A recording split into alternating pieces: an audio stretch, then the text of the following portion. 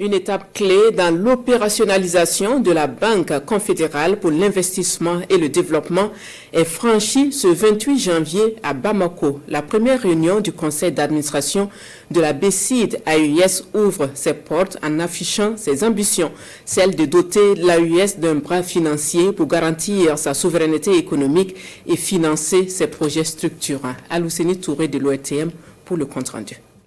C'est dans une atmosphère empreinte de solennité que le ministre de l'économie et des finances, par ailleurs président du Conseil des gouverneurs, a ouvert les travaux. Son discours a résonné comme un appel à la responsabilité historique.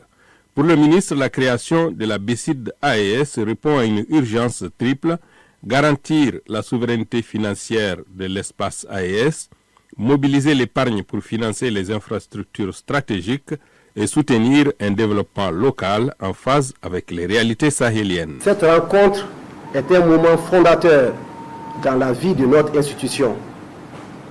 Elle marque le passage décisif de la vision politique portée par les chefs d'État de la Confédération des États du Sahel à sa traduction institutionnelle et opérationnelle au service du développement économique, de la souveraineté financière et de l'intégration de nos États.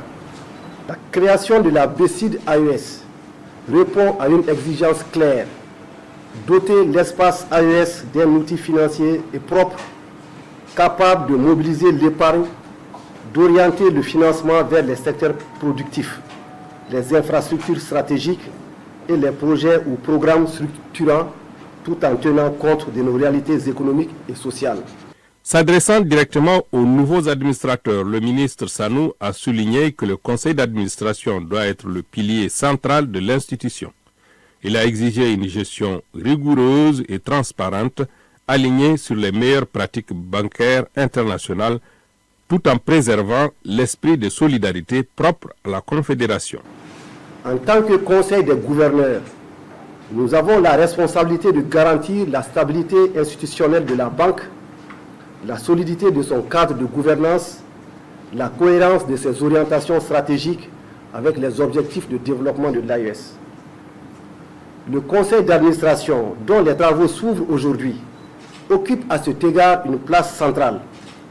Il lui revient de poser les bases d'une gestion rigoureuse, transparente et efficace, conforme aux meilleures pratiques, tout en restant fidèle à l'esprit de solidarité et de coopération qui fonde la Confédération des États du Sahel.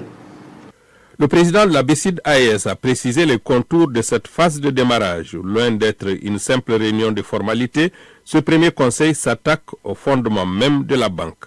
Et aujourd'hui se tient la première réunion du conseil d'administration qui aura principalement pour ordre du jour d'examiner des textes majeurs afin de pouvoir démarrer au plus vite l'opérationnalisation de cette institution. Il s'agira de revisiter la structure organisationnelle, de revisiter le règlement du conseil lui-même et d'arriver à un chronogramme opérationnel pour que d'ici quelques temps nous puissions en tout cas asseoir l'institution, mais aussi voir émerger ou en tout cas démarrer des grands projets confédéraux. M. Baela a été clair sur l'ambition de l'institution. La BCID AES se concentrera sur les projets structurants à fort impact, notamment dans le secteur agricole, pour assurer une transformation structurelle des économies du Burkina, du Mali et du Niger.